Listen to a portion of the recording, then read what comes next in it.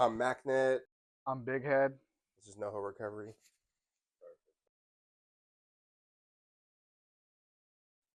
Dude, I lost everything. I had everything and then I lost it all.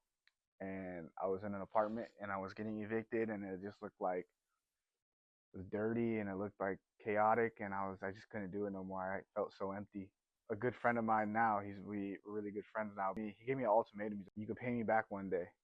I had no insurance or cash. I had no money. If I didn't go to treatment, I would have been homeless 100%, especially after being multi-platinum, to having nothing. I got out of treatment with nothing, and I was like, this is a new fresh start.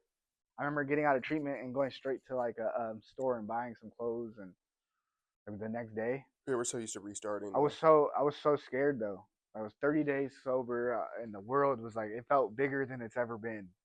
But I was defeated, so I was like, I'm just gonna do whatever someone tells me because clearly my way didn't work out because I got so much blessings thrown at me that I just gave it away to do drugs. I'll just tell you straight up, I was just desperate, to get sober.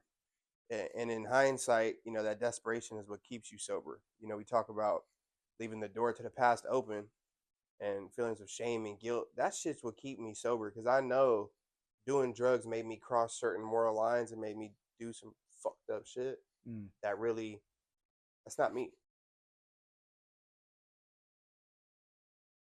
The advice I'd give somebody, like, if you're trying to get sober, surround yourself with people that make sobriety look appealing, right?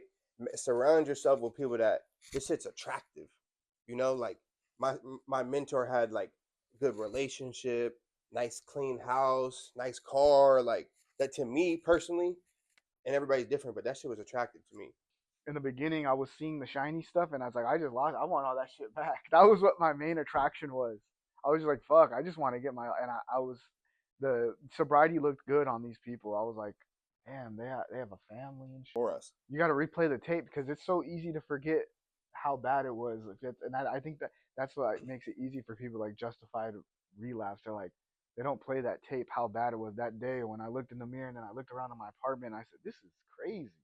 It was like only a small window. If I would have not went that day, I don't think I would have got sober. I probably would have died. you know what I'm saying? Like, I disconnected myself from music. I just hung out with sober people. That's it. I was listening to classical music, movie scores, like, you know what I'm saying? Like, really trying to get my brain right. Like, I think we all have that little voice inside of us, even though it's like borderline suicide where, you're doing fentanyl, like, whoop, whoop, whoop. We all got that little voice inside us that's like, you're going to have to fix this shit eventually. For real. Yeah, I did have that every time. And so I just was like, fuck it, I was listening to it.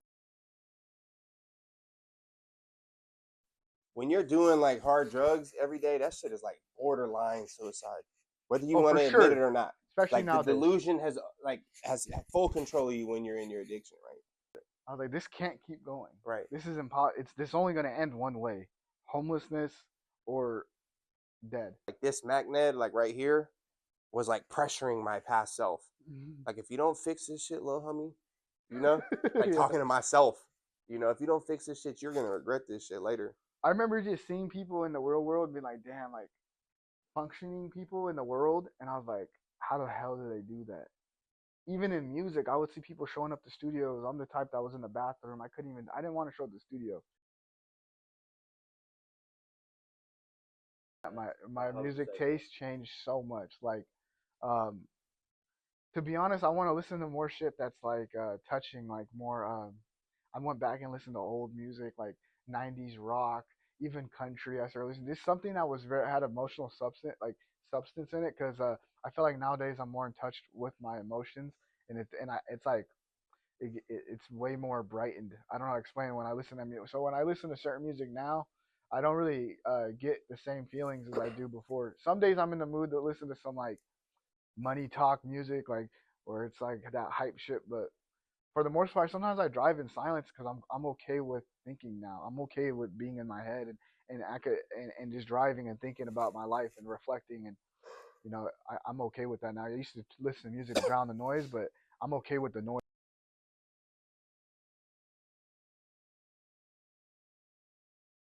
Then I got to around 4 months, and I remember it was like this girl, and we're in it's like a bunch of us in the studio, and I had this urge. I seen them doing some drugs, and it was right there. Like, and I had the thought, like, I could do this right now. And I remember like that was the only time I had a real urge, and that was the first time I really told myself I'm not doing this. And I actually walked to the bathroom in that studio, and I prayed. I hit my knees and prayed, and it was just crazy. I had this like realization, like I used to hit the bathroom in studios to get high, and this time I hit the bathroom to pray to not get high. And from there, I honestly didn't That's have. crazy. I've never had struggles since that. I could be in a room full of straight degeneracy, and I just know like I'm here for a certain purpose, and I'm gonna leave and go home, and I get to go to sleep early or wake up the next day and not regret nothing. I get to wake up clear minded and have another shot at life. And So like, I've traveled to multiple countries. I've been to countries that are turned the fuck up. I've been to Thailand, like where it's really fun. There's fun things, and you can stay so. Some days I'm okay. I mean, some days it's not like it's like always easy. Some days the noise is loud, and I'll call this guy, and I'm like, bro, like I'll be overthinking about something crazy, you know. And then yeah, using resource, you have to have a community, and I can't stress that enough with people. Is like you got to find some sober people you could trust, that you could tell anything to, get vulnerable with, or else you're gonna just live with all those fears inside of your body and head. I just think about this shit like I just feel like it's a weakness. You know, when I'm stuck in my addiction, like motherfucker, you're weak. Like I was weak. That's Oh what I tell God. myself. Like if somebody like threw me back in the caveman era, I would not have been able to survive. Oh, seriously. You know, and then so like, and then that just to go back to the community, it's like humans, it's like some innate thing we have. You got to be important to a community because our ancestors, you know, they knew this best.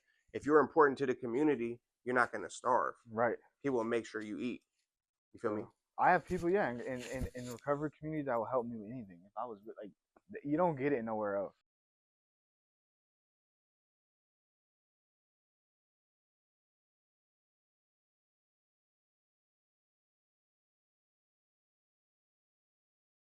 I really like physical fitness stuff. You feel me? Hmm. Because I mean, like at my gym, like everybody at my gym is making healthy life choices. You get beat up if you don't.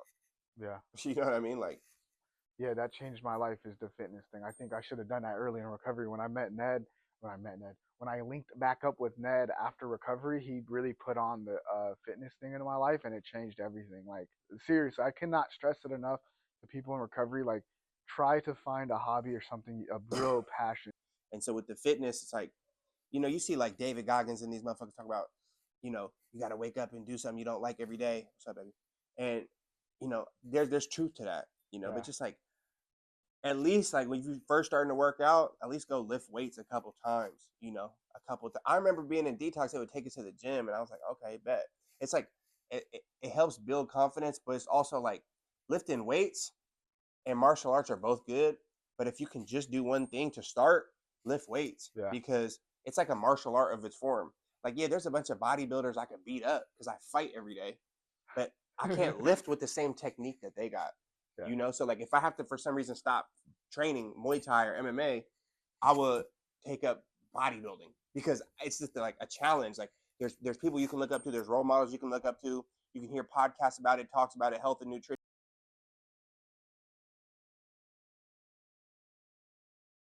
And Bro, like, like everything I do, I try to be like super good at. Like even like video games. Like when it comes to video game, like I need to be like in the top 10% in that game.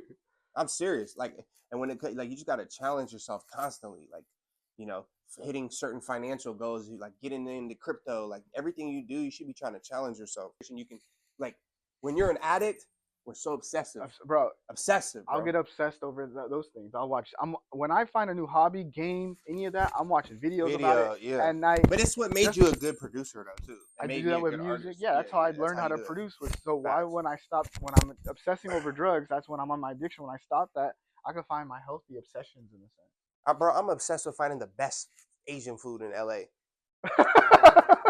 every Oh day, God, you dog. are. That is. Hey, Oh that's my crazy. mama, every day. I'm from Seattle, bro. You do have a thing. You're always like, oh, I'm gonna go to let's go to this spot, and it's like some random Asian food You got to place. find out, bro. Let me put you on one real quick. Have you tried Goth's chicken? Search it up. 5-star chicken joint. Don't blow it up the spot. I'm gonna be You mad as just hell. blew it up. But I'm gonna cut How this you short. spell it? GOL Tong chicken or Tong. Oh, it's in Koreatown, Bro, that shit. and they got you go there and you get the fat portions. Yeah. Yeah, I went there with the fruit. Yeah, Oh my so god, good. I forgot about that. Ethan, he's another facilitator that works at NoHo. We're both from Seattle. He took me there one time, and we spent like I don't know, like $50. Like it was a good deal, bro. And they brought us like this like Korean fried chicken, and it comes with like fresh mango and pineapple and shit. Like, bro, it was busting. That's some fire. Old Town, yeah, facts.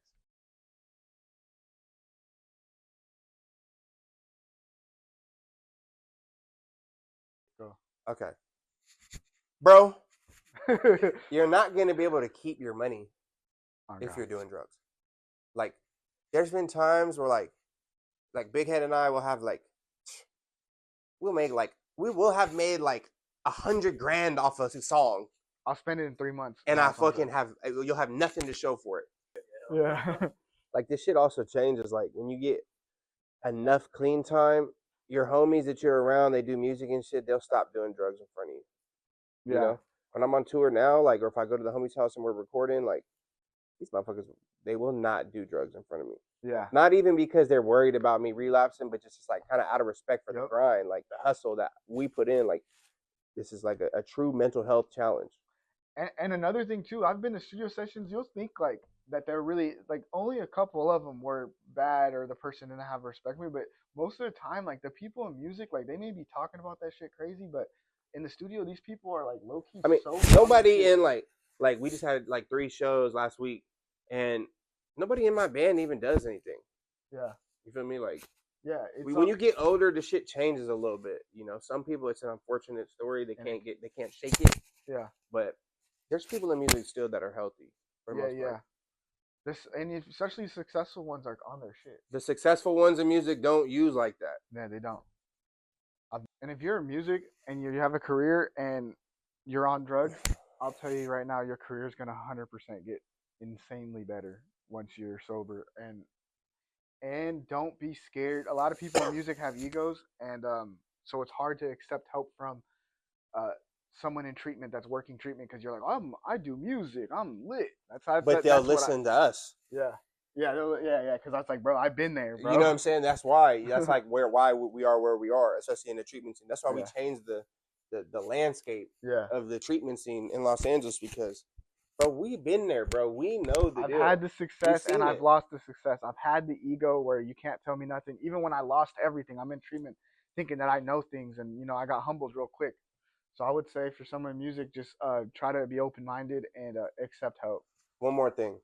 If you're doing music and you're having trouble getting off drugs or with it, I know for sure you care about loyalty and you care about seeing who your real friends are. Get sober, bro, and you will find out who your real friends are. Yeah, you'll have a couple. You'll have a couple. And then you'll have a lot. And you also want to be a good influence, bro. Like, we're humans, bro. We breed. We're going to have children and create families one day. You're in your 20s. You're not, you're 20 years old. You're doing music. You got a little motion. You're not thinking about the long run, but you need to start thinking about there's teenagers. Like, you got to think about the long run, bro. Like, how this shit could affect you. Yeah, and you got to get on your ego shit, man. How it's going to affect your dynasty. You know what I'm saying? Yeah. You could use your ego to a benefit. Facts. As long as it doesn't block you from listening and open mind, listen to like someone if you go to treatment or your family saying, "Yeah, you might need some help." And the honest truth, another truth about the music is you might have to change the music you listen to get sober for a little bit. Yeah, you do. Because we're humans, right? We're energy beings. So everything is in relation to a frequency.